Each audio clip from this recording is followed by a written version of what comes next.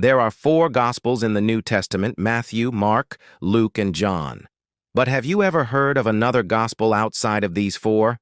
And what if I told you there is an entire book of another Gospel that was excluded from the Bible?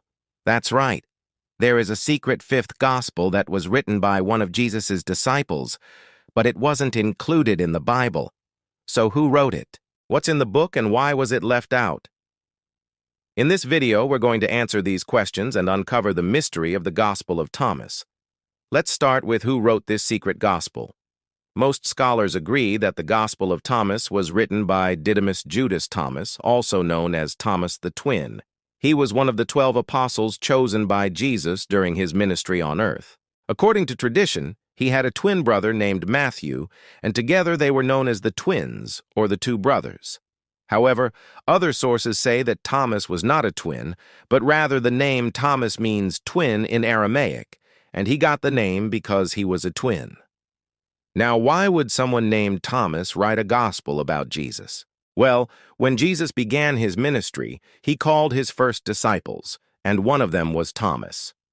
Later, Jesus went to a place called Simon the Cananean's house to heal his servant Lazarus. But while he was there, the other disciples told him that they were going to go to Judea, which was a region where many Jews lived. They invited Jesus to come with them. And so Jesus said to them, "We still have 6 days to spend here in Judea. Then after this, let's go to Galilee and be on our way to Jerusalem for Passover." This is where Thomas comes in. When they arrived at Canaan, Thomas didn't believe Jesus' claim that Lazarus was in the tomb, but rather said, "Let us not go there to our death. We're only 40 years old, just like everyone else. Are we really gonna die?" This may have been Thomas's initial doubt before witnessing the raising of Lazarus.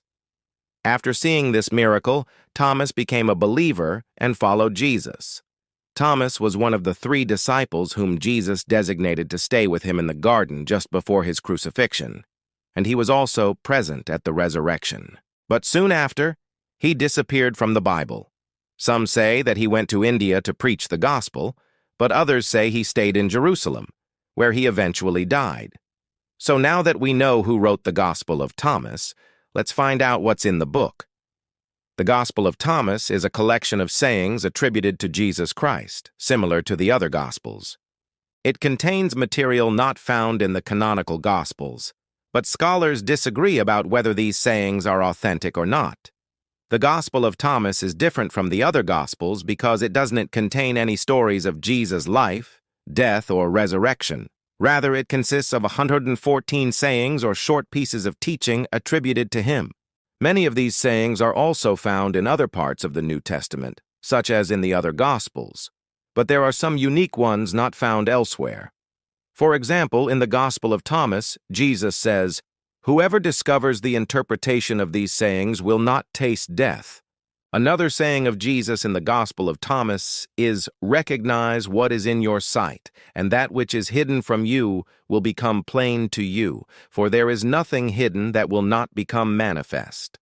Scholars believe that the original language of the Gospel of Thomas was Aramaic, just like Jesus spoke, but it was later translated into other languages, such as Coptic, which is an ancient Egyptian language. Now, we must ask ourselves, if this gospel was written by one of Jesus' disciples, why is it not included in the Bible? Well, there are several reasons for this.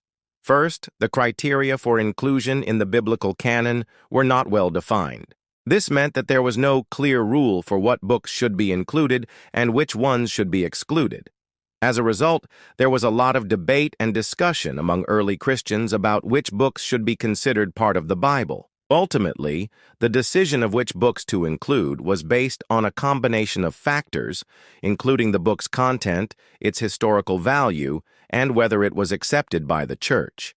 In the case of the Gospel of Thomas, it did not meet the criteria set by early Christians for inclusion in the biblical canon. Additionally, many early church leaders, such as Marcion and Valentinus, rejected the Gospel of Thomas along with other Gospels, and this contributed to its exclusion from the Bible. It was not until much later that the canon of the New Testament was officially established. This happened at the Council of Hippo in 393, and then again at the Council of Carthage in 397. Both councils affirmed the four Gospels as the only ones to be used in public worship. So because of all this, the Gospel of Thomas was left out of the Bible. The Gospel of Thomas is an interesting book that provides a different perspective on Jesus and his teachings. While it is not part of the biblical canon, it can still teach us valuable lessons and help us better understand the historical context of Christianity. If you want to learn more about the Gospel of Thomas, you can read it online or in some reference works. But remember to always compare what you read with other sources and use your own judgment to determine what is true and what is not. Thank you for watching, and I hope you learned something new.